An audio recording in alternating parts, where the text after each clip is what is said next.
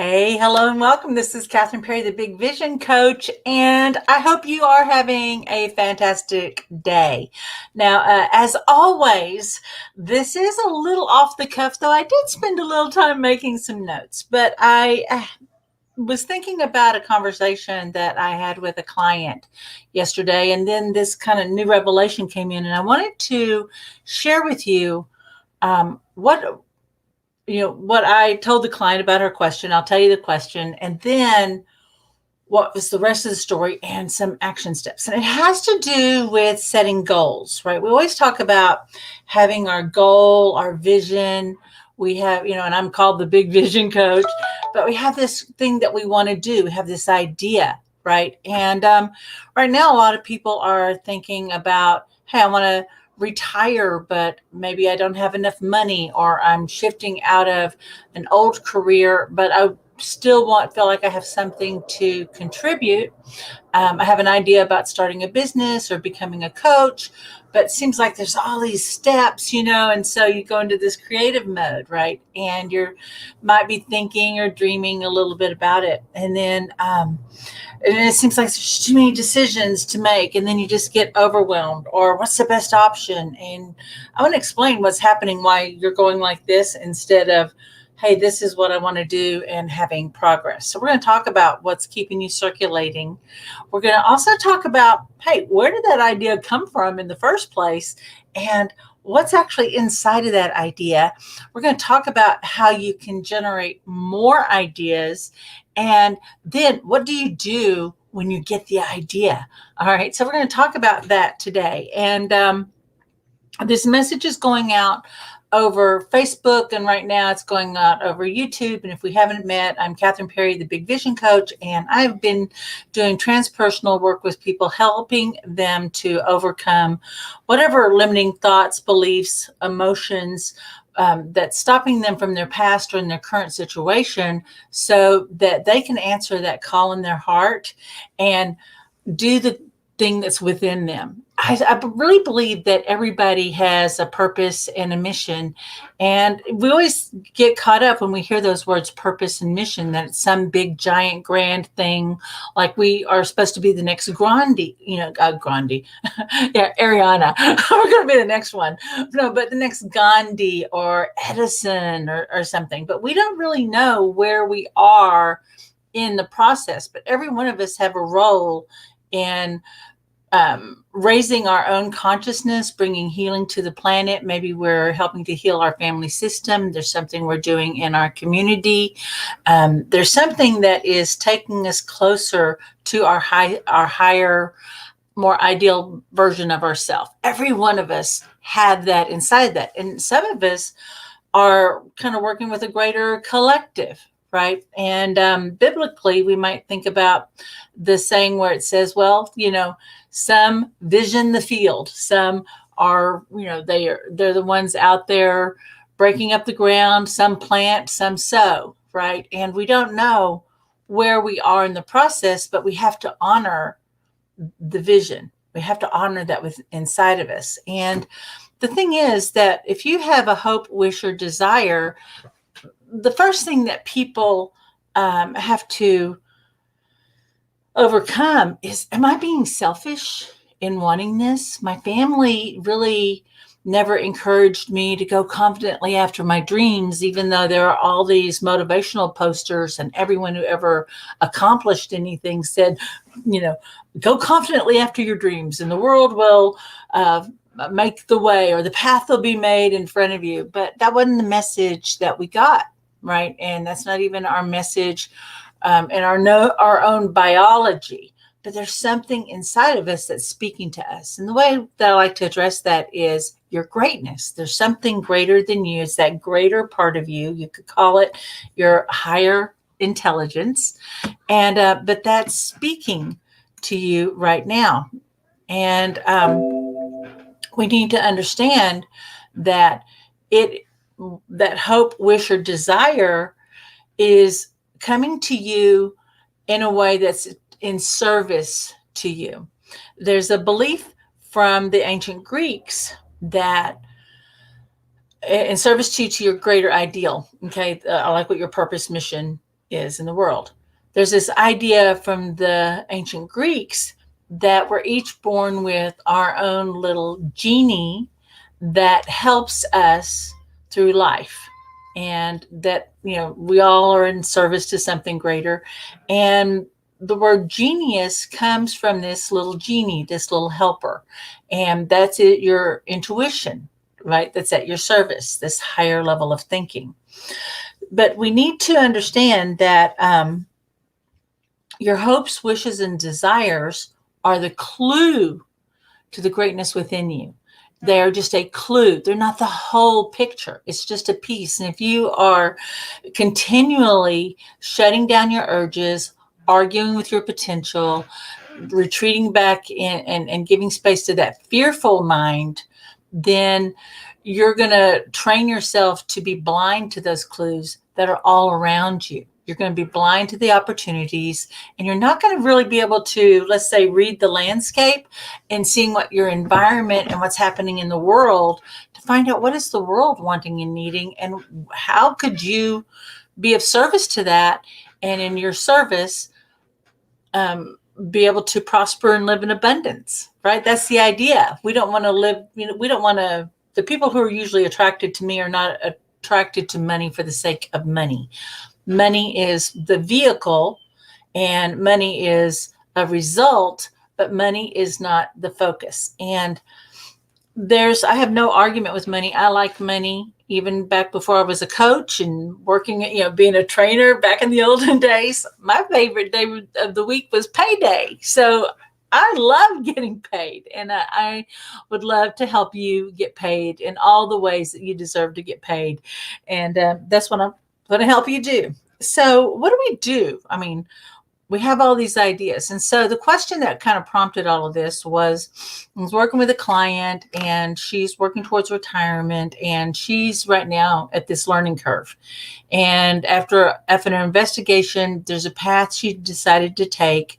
She's had an interest in the topic for a while, but she really didn't know enough. And then she found 2 different kinds of trainings, and which training should she take. And then her mind got into all of this possibility, and what's all the stuff we should do, and what are all the tasks. And she found that she was getting a little circular. Well, the reason that you are is that your mind, if you just turn over to your mind, it will continually start adding all of the possibilities. It doesn't really know what to align the information to. Okay, so the way we can relate to this is in the book How We Decide by Jonah Lehrer, one of my favorite books, How We Decide by Jonah Lehrer. He tells a story about a man who was a very successful businessman. He'd been an accountant, loving family man, and he'd really built up this really great business. And then he had a brain tumor, and it took away the part of his brain that connected to his emotional self. So he really had no way of knowing if something felt right or didn't feel right. And so to do simple things like making a decision about what day to have an appointment with a follow-up with the doctor or a client, he really couldn't even decide because there were simply too many factors to include. Now, he had to go ahead and come up with some policies on best days for doctor's appointments is this and this, and just have to learn how to be okay with not having the feeling state. But it comes down to this. If it's right for you, it either feels right or it doesn't. It either matches your intention of what it is that you want to create, or it doesn't. It either is within, so you've got to be, and the other thing, you've got to be able to see yourself doing it. And if you can't see yourself doing it, even though you don't know all the exact hows, you're not going to do it. If you can't imagine yourself being the owner of a giant multi-level corporation, that's never going to happen. There are people that are visioning that every day. But whatever you are visioning is going to happen. And that's why you really have to guard your thoughts. You've really got to guard what you're putting your attention to. So if you're worried and anxious, what choices and options is your mind going to sort for to protect and honor and to fulfill. Right. Everything to be safe. And a weird thing happens with whatever we focus on, it tends to materialize and become real, right? So you've really got to guard your thoughts and keep aligning to the thing that you desire. Now, when we think about vision, the thing that we want to see, it has to align to the mission. Now, we always think about mission as this big, giant thing, but really, a mission is, hey, what are we working on now? And if you're working on your financial stability or in raising, going up to another level in your career, if you're going, whatever that is, I mean, there could be so many things: building your, improving your health, having greater work-life balance. If you want to have greater emotional intelligence, whatever that is, that's the mission. Okay. Hey, if you want to live from a state of greater grace and ease, that's a mission, even though it's a little undefined, because your brain doesn't know. It was like, well, that's cool. I don't know. What does that look like? Right. So, but we have to know, hey, what do we want to dedicate our time, effort, and energy to? That's the mission. Then what is the purpose? Why do we want it? You've got to know why you want it. And if you aren't clear on those two things, it's not going to happen. Then from there, everything starts aligning. And that's why you've got to be crystal clear. And the other thing I want to say too is life happens, and every day there's a new fire. There's a new distraction. There's a new thing that's going to pull you away. And even if you're working on building your business in a particular way, and like, let's say there's a lot of people right now, they really want to get into a higher level, operate at a level of their business that they're not having to work so hard. So let's say if you're a coach, and you want to work fewer hours, serve more people, but also make more money, then a lot of people get into group coaching. Now I completely lost my point on where I was going. But so now I totally lost it because I was getting into the word of that. But, we were talking about purpose, right? And what you're doing and that greater thing that it serves. You've got to align back. You've got to keep that idea in front of you. What am I building? So that's why it's really important to write your goals. What does success look like? If it were a destination, what would it look like? Right? If success were a destination, what would it look like? And you've got to go, this is what I'm working on, because otherwise you're building this higher level of business, but suddenly you're worried about money and you got to bring in a little cash, and you could get pulled away and you could get distracted by the fear. But if you decide I need to generate extra cash, you've got to think about how it aligns to and supports your greater goal. Okay. So everything has to start aligning to it. Okay. And that's why you don't want to get distracted with too many side gigs, all the side hustle stuff.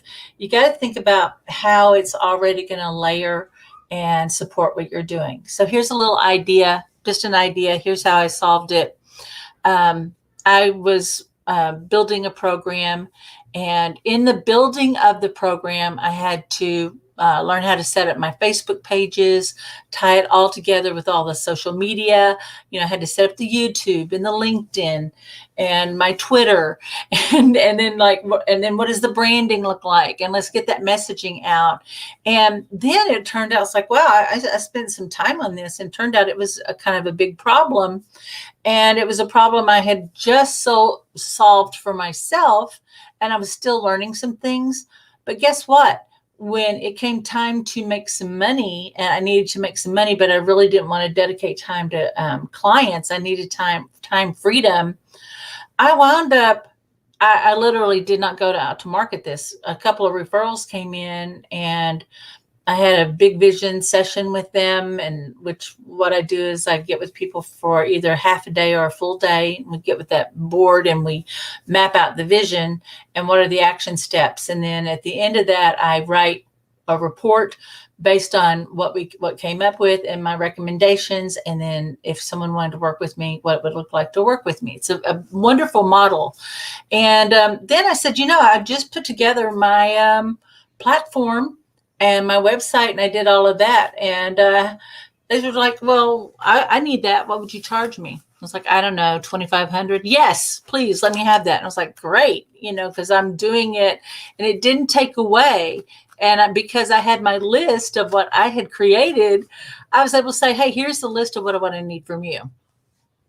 And then I had their page up very quickly. I had everything set up very quickly, but it was already in alignment with what I was doing. I don't know who needed to hear that idea today, but that's what we're doing. So we got to have that vision. We got to have that clear vision, the mission, the purpose. But we get all these ideas. We have all this stuff swirling around all the time. And you got to realize that there's something happening in consciousness, that potential is always moving forward. It only moves forward, actually. It's all about growth and new innovation. And so there's like these ideas are kind of forming and connecting, and they're almost looking for where they can find a home. And an example of that would be, think about the invention of the radio. Now, if in our history class, we were taught that Marconi invented the radio, but at the same time, two other men, Feisenman and Dublin, they also had the idea, and Marconi was just the first one to get it patented. He was the first one that got bought and it became worldwide. It was his model, right? But we're all kind of thinking about it. We're having to catch it. So what you have to do is you've got to raise your hand and say, yes, that's me. And so I'm going to take you through some steps here right now. Now, number one, you need to commit to creativity. Like if you are getting too many ideas, we're trying to catch them, right? There's too many things to do. And you got to have a strategy for dealing with ideas and the investigation. Okay, but number one, commit time to creative ideas. I love the quote in Alice in Wonderland, the newer version, where Alice said, my father always said that he had 6 impossible ideas before breakfast. And so he was training his mind. You got to think about creativity as a muscle that we exercise. But if we're having this clear intention, these ideas start coming in. Okay, so then what do you do with the ideas? Well, I love to keep a little spiral notebook handy, and I go back and I look at them. But I have 3 categories for my ideas, okay? Because I might have something that I'm thinking about now, a problem I want to solve, or in the bigger picture, yeah, that's good, but it's not time now. Or the third category is like, yeah, that's fun to think about, okay? So coming back to my example on, hey, I needed to create some cash. What did I do? I had an immediate need. And then I thought, maybe someday this is a service I can add on. That would be cool. And as soon as I thought that, that's when the referrals came in. And then it's like, well, what if I had that kind of business? I actually set up a whole page in this business called Big Vision Local. And I realized I had no passion or energy there, but if someone were interested in that page, I got an incredible program set up. But I realized it didn't really align to my greater intention. I was not fascinated by marketing. I'm fascinated by people, their stories, and helping them achieve their goals. So I want to tie you back, though, to something. Remember I told you my client was feeling a little overwhelmed and she's going in circles. There's too much. So I brought her back to, what is the intention? What do you need to? And then we brought it down to, let's make a decision to learn one thing, get really focused on that. And then you can add to it. Okay, you can add to it. And she said, well, oh, gosh, that helps. I was trying to learn all this stuff. And the thing is, if you could focus on one thing at a time and see it through to its completion, you're going to get done a lot faster than trying to start a whole bunch of stuff and lose interest and get confused. But, what I let her, and this is when her question came up, and she was like, I've been told your goal has to be bigger than you. And that just seems so overwhelming. And you're saying focus on some smaller things. What is the doable? What's in front of you? Let's break it down to some steps. Simplify the steps, even though there may be other tasks or some sub steps. But in your thinking, you're just focusing on the bigger chunks. We're chunking it down.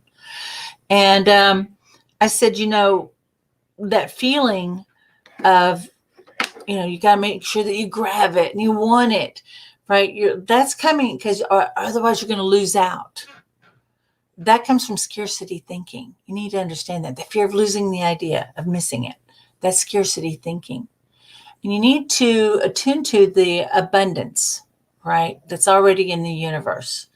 But the other thing that's reflecting emotionally is that you have this sense of not enough, or there's a part of you that feels like you're not able to, or that somehow you're going to get it wrong. And just like, oh yeah. But what we have to align to is that greater part of us. And this is where faith comes in. We have to align to that greater part of us that brought us the idea. And so how can we tune into that? Well, I work with a process called the One Command. Immediately, when we're confronted with something that we don't know, we do the 6-step process to theta, and we make this incredible statement where we would roll our eyes up and we say, I don't know how I state what you want. I only know it's so now, and I am fulfilled.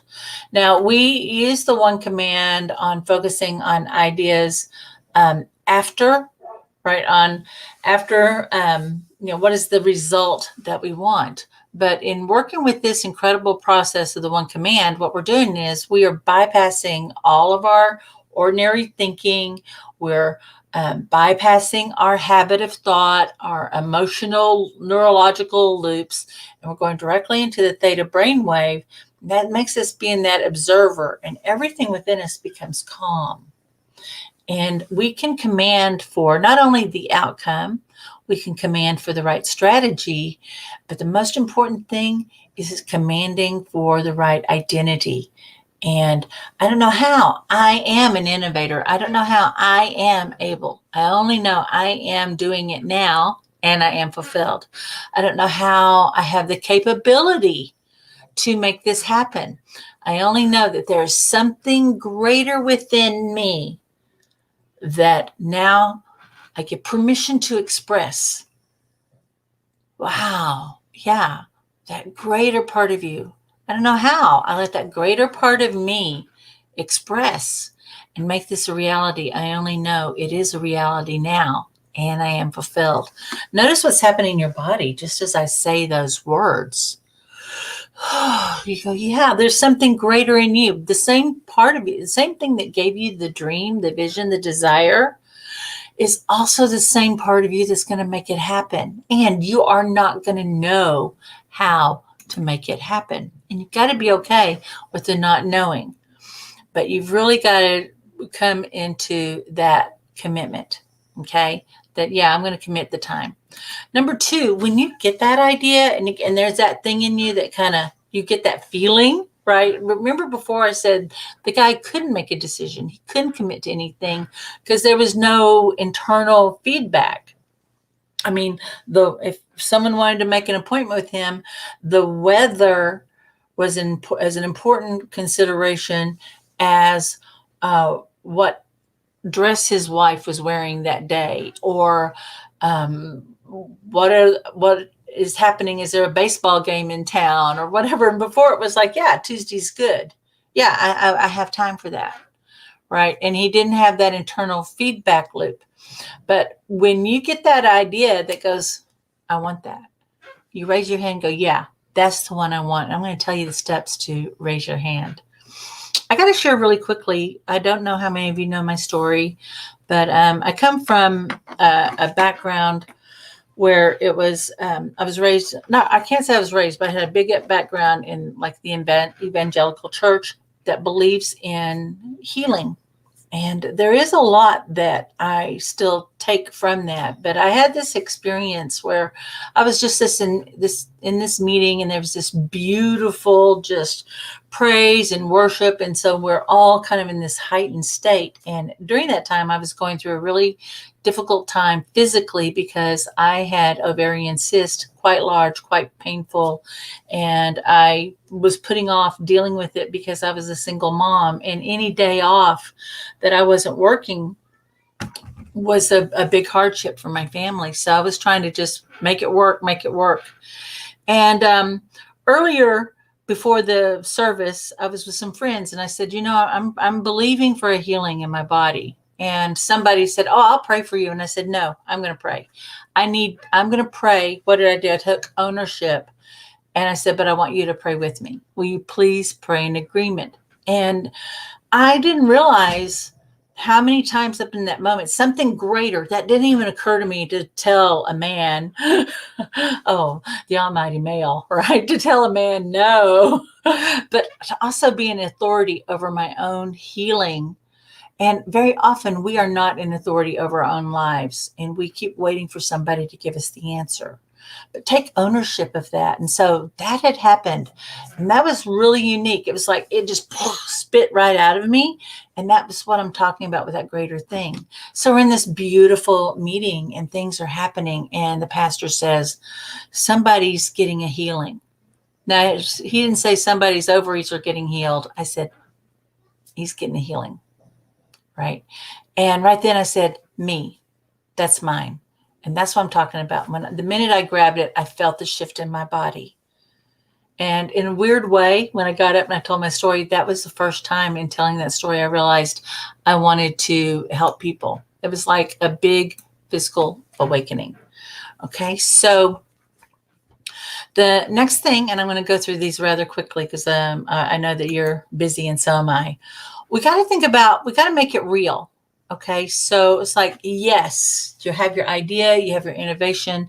And the way we make it real is we make a commitment to it. Go, yep, this is mine, and I'm going to take steps. So it's got to get real in your mind. And so spend time with it and get it down into your body. If this were real, if this were happening, what would it look like? And the way we do that first is through mental rehearsal. But then if you go, I want to take a look at this, don't say, oh, I don't know, look, and you do a bunch of internet search.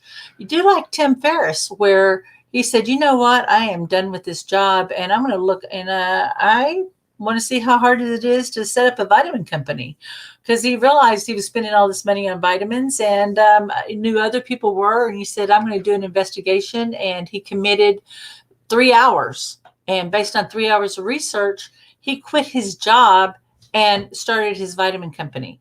Right? I mean, that's making it real. But get it in your body, get the real feeling like, yes, I'm doing this. Or if I were doing it. So mental rehearsal, and dedicate real time, right? Say, okay, I'm going to spend the next week just investigating this, and I'm going to put it on my calendar to investigate this. Okay. That way it keeps it from being a wish. Okay. Next, it's got to align to your intention. So if you do that, how does it serve your intention? So we might say, you know what? I wanted to do this. I haven't figured out how to monetize it. I haven't figured out.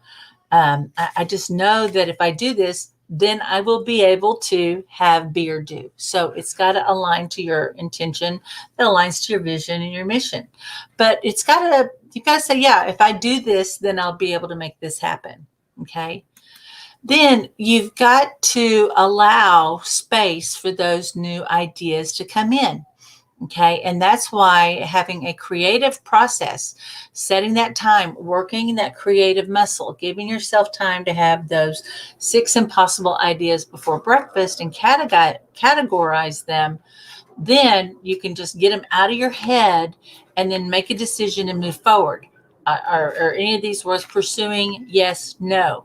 But you're giving your creative mind space to work. You're training yourself to get outside of your box. Here's the thing. The version of you that you are right now is not the version of yourself that you will become, the version of you that will achieve it. Okay. just like the version of you that existed when you were in your earlier years, right? And just starting out, and you had all this ambition and desire and dream, right? There's different incarnations of you. So this is the start of a new incarnation of you.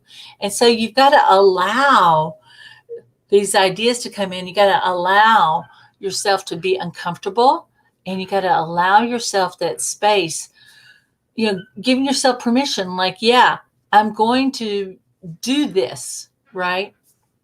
And by just allowing this greater idea to arrive, then it's going to, okay? And you can command each way. The next thing is that the universe loves speed. Money loves speed. When you go, yeah, I want it, and then the idea, then suddenly someone calls you, you go, yeah, let's make it happen. And you may not be 100% ready. Like after I did all my little setup on my site, I said, this is kind of cool. This is probably valuable to someone. I could probably sell this. And someone said, could you help me with my site? I realized I'd had that idea, and the world said, what do you think? And I said, yes. And that's what I want you to do. So I didn't say, well, I've been studying, and I was looking at a course, and I thought maybe, right? Maybe after I take my certification, and then I get enough permission, and I build 2 or 3 websites, then I'll say yes to the opportunity.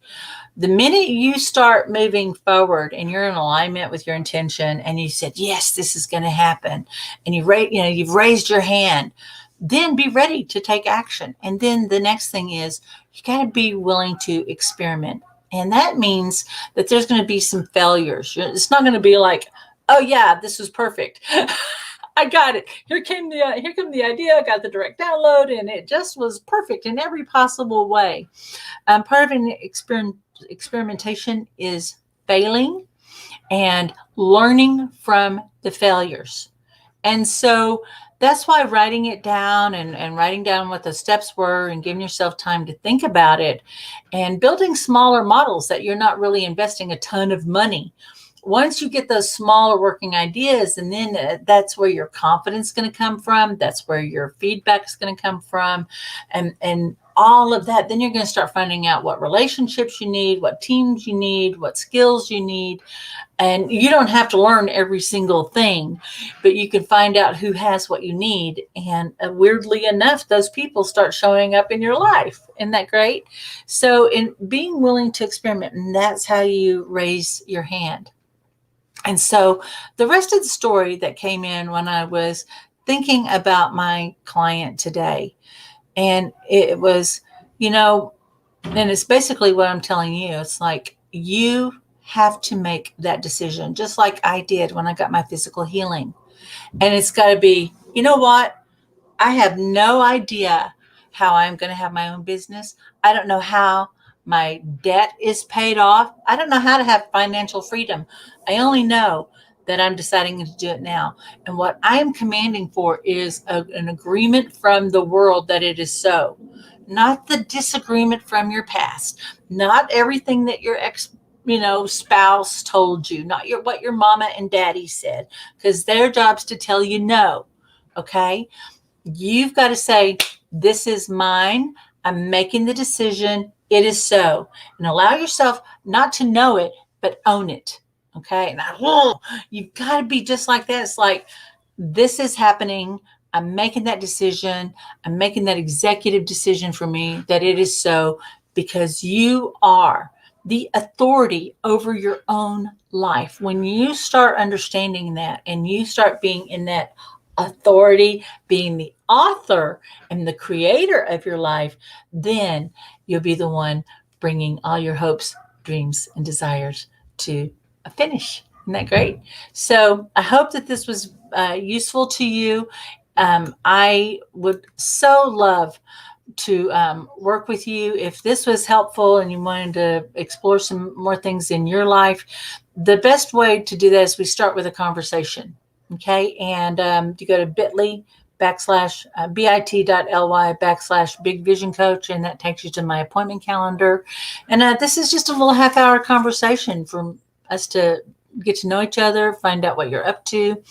And then the other thing I want to invite you to is we do have a weekly Facebook group called the TOC Money Mindset Mastery. And where is that link? It is in the description bar, and that will get you to the Facebook group. Be sure and check that out because we get together every Tuesday at noon Central Time, and it's a free group, but it is juicy. It's interactive. Those are the sweetest people in the world you ever want to meet, and I hope that you'll join us. So until next time, this is Kathryn Perry, the Big Vision Coach, and I witness your mastery. Bye-bye.